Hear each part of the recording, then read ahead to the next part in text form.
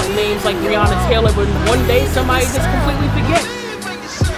Believe in your skin, believe in your heart, believe in yourself, believe in your talk, believe in your walk. This documentary originally started where I just wanted to do something about weight loss. I wanted to show that, you know, the average person could lose weight and then run a marathon. I lost over 100 pounds and I started training for a marathon. My first marathon was November 3rd, 2019, the New York City Marathon. And at that point, I was kind of like, okay, we're done, we did it. Let's make this film and be done and show people that the average American and even the average plus size American can pull it together and run a marathon. And my co-director was like, you know, I think you should think bigger, let's go bigger. And then we finally settled on doing a 50-mile run, 50-mile race. But then my mom, she was like, you know, if you're putting this money into it and, you know, you're training for this, why don't you make it into a documentary? I had kind of given up on the whole 50-mile run thing. I was like, this ain't happening. My mom was like, no, you need to change it to this social justice movement that's happening. I remember I went to my first running protest, which coffee is how I found out about this, where we run to protest. We ran over the Brooklyn Bridge and shut it down. And I was like, holy crap. This is Nattalyee. She's running 50 miles to lift up the lives that was lost due to police brutality. There were 5 of us in the beginning who ran, and I remember thinking, like, you have to make 50 miles today. I really started to reevaluate and really think about what I'm doing when it comes to running outside and how being outside and being black is a threat. After Ahmaud Arbery. Around the time Ahmaud Arbery died. What happened to Mr. Ahmaud Arbery affect me because I'm a black man. When Ahmaud Arbery was murdered, it was just I felt like a lot of dust was kicked up. I used to run 1 mile, being that we couldn't run long distance. I used to run 1 mile, and behind me, I would have my sister to drive behind me because of that. I had actually purchased some weighted vests to start running with, right? And we had to have a dialogue around like how to run while black with a weighted vest on, right? Like, do you even wear it outside? Maybe you should just wear it in the house while you're working out if you want more, you know, like, I was so excited about running outside with my weighted vest on in order to intensify my workout. And then I had to think about what are other people gonna think or perceive or gather from me wearing a vest. Are they gonna think that it's a bomb? Are they gonna think that I have a gun, because, you know, because it looks like a bulletproof vest? Like, you know, like, I was scared to leave my house.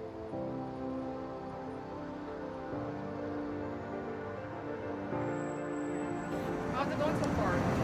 Good. That moment allowed the whole entire running community to look at it. Black, white, whatever your color was.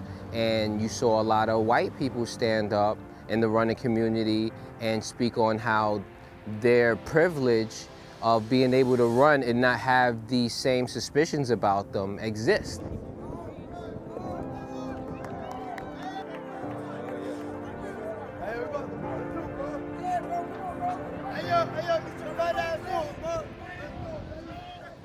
Let's get going so we can hopefully get there about 8:15-ish, 8:20. I have kids.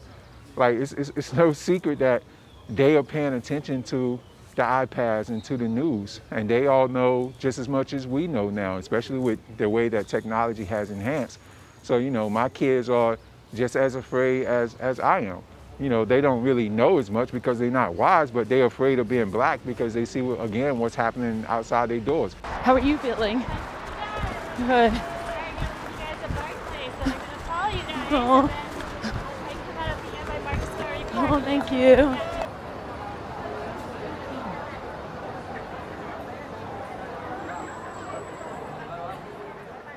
My mom had, you know, she contracted COVID in October, and at first we didn't think that much of it, but she got really sick and she was in the ICU at that time. And I had talked to my mom before the race and I was like, you know you're here with me in spirit. My sister came out there to do it with me, but I just had so much pressure on me. My mom is in the hospital in the ICU. I don't know if she's gonna make it out.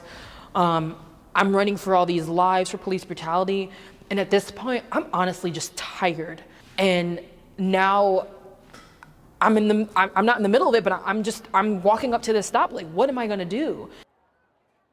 I have experienced being discriminated, been targeted by the police, running not too far from here in Crotona Park with a friend of mine. We was running and the police was behind us in the park, jogging clothes on, and they stopped us and they asked us why we was running.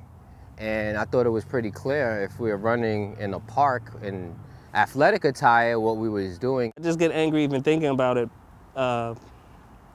because you should be able to just run free wherever you are. It strikes a fear that you really can't even describe. Yeah.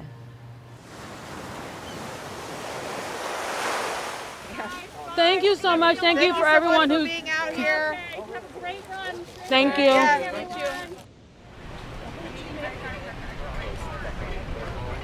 Yeah, this to King's Theater is 5 miles away from here. Now, as we were running from Brighton Beach to King's Theater, we have rain, it's cold, people are getting tired. When we got to King's Theater, we were at 26, 27 miles. That's a marathon.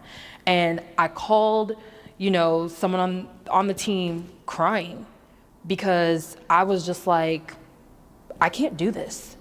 Oh my gosh. I remember running up there as, I remember running up to King's Theater and all the people I saw there, that was the biggest stop. And I remember thinking, oh my gosh, I can't stop now. There are all these people here. I had bike riders there, Riders for Black Lives.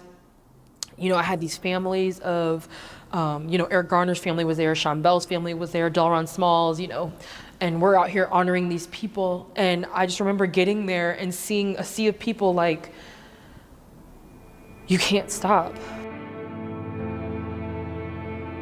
5 guys killed my son, and all 5 of them got away. Say his name, Sean Bell. Say his name, Sean Bell. I'm the cousin of Eric Garner. It took 5 years to get Daniel Pantaleo off the force. Wow. So he finally got fired after 5 years. We want him to be held accountable. He murdered Eric Garner. He murdered him. And it was videotaped. He should be charged with the crime that he did. They need to be held accountable. We need to get our politicians to stand up and say enough is enough. I'm the brother of Delron Smalls. My brother Delron was murdered July 4th, 2016 by off-duty officer Wayne Isaacs in Brooklyn, New York. My family was the first ones to utilize the special prosecutor bill that allows the Attorney General of New York to take on any police involved shootings or any police involved murders of unarmed men. My brother was the matriarch of our family. You know, my brother's the one who taught me how to be a man today. For me, on a personal level, I'm really missing out on his guidance. I'm missing out on his leadership. I'm missing out on his love as a man. Me and my brother hugged a lot, and we told each other that we loved each other. 2 weeks ago, we've gotten a call from the CCRB, which is the Civilian Complaint Review Board, and they have now substantiated charges to hold Wayne Isaacs accountable for the murder. No, I could tell, like, you know, when she was speaking up there, like, it all just hit at once. You can scan and see these names. Whew, sorry, I'm really emotional. I want to thank you all so much.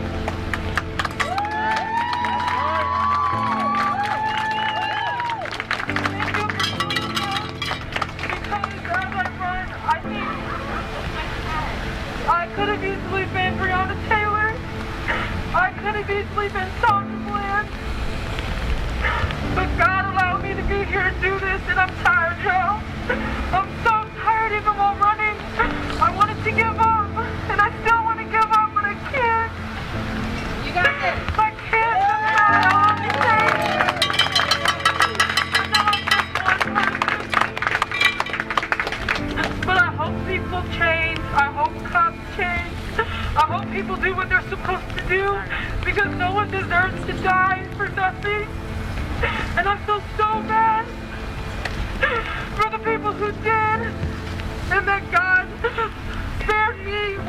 situations like that.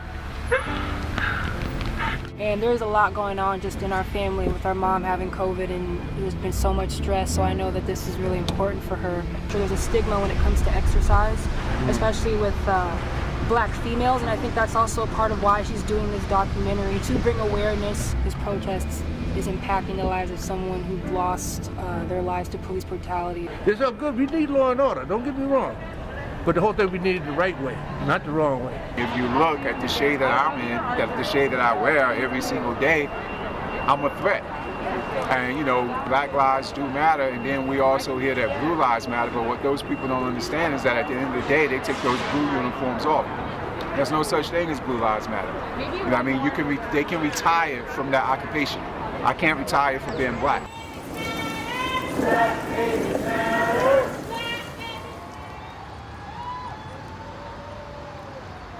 And I'm running for Trayvon Martin and countless others who will never hit the newspaper and their stories will never be told.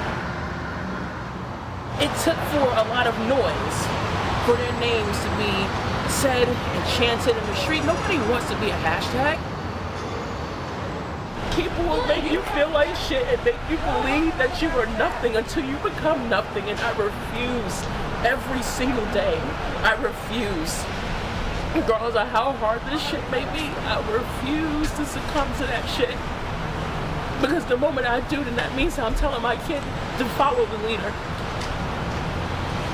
For my kid, I always have to fight. Another reason why I made this film was to show people that you don't have to be first place to finish the race.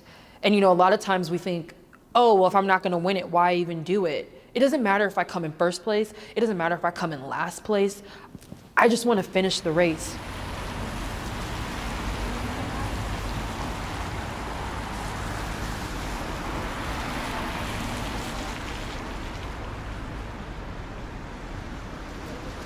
And I just so happen to be running today for Breonna Taylor because she's a sister of mine. You know, I mean, look, women are very precious. So to see a black woman being killed in her sleep in her own home just lets you know how the police thinks about us. You know, especially around Breonna Taylor, like she was just in her apartment. So there would be moments where I would literally visualize people busting into my apartment because I live on the street level of my apartment building. What about you, Chris? You really, I didn't expect that, like, and you really, like, let yourself go. What happened? That's my best friend. So, you know, when I saw how tired my friend was, and a mixture of that and my pride just for how much work she's done and how hard she's been working on this and how long she's been working on this, and to see how it touched literally like the tangible family members of people who have been affected by this arguably what you could call like a racial pandemic. It's really powerful, and it's very emotional, and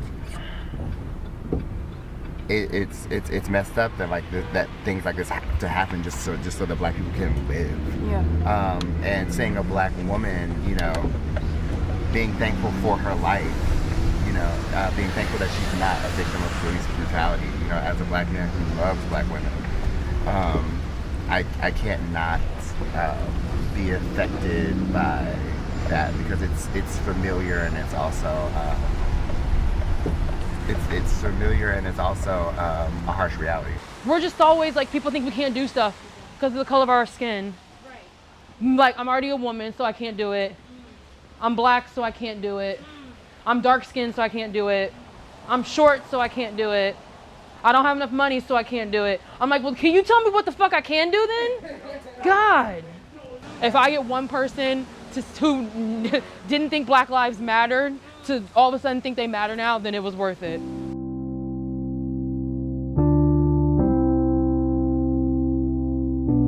Unfortunately, my mother did pass away in December from COVID, and I'm just so grateful that she got to know that I finished my 50-mile race. I'm at 50.22. I am so grateful that she is the one who told me to change the trajectory of my film, because if it was not for her, I would not even be sitting here doing this film. So because of my mom and her strength, I'm now going to give my strength to other people. Howdy, it's Mama.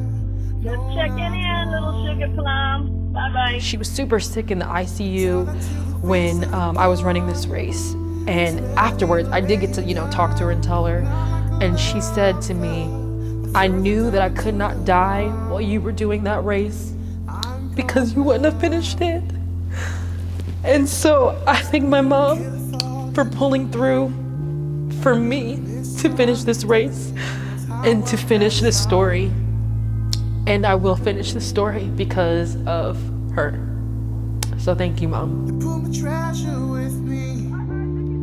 6 feet buried, but now it's alright.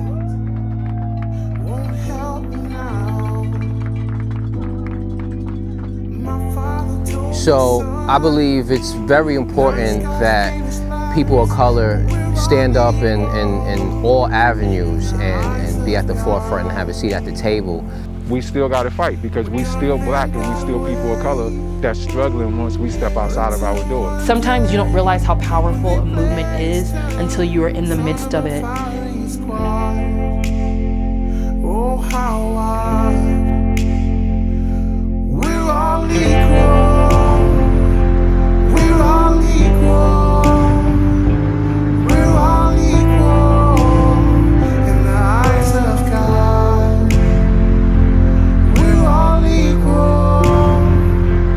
We're all equal. We're all equal in the eyes of God.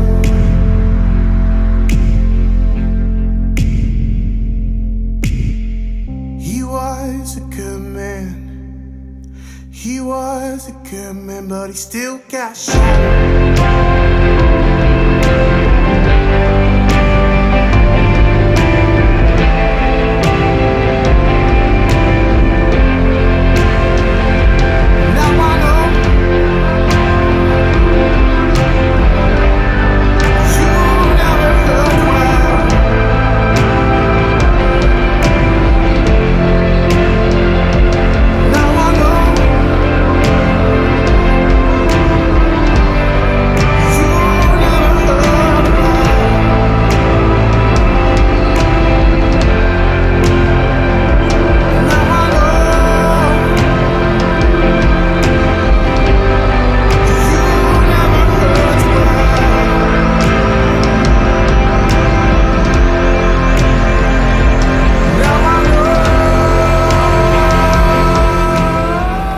Fight the power.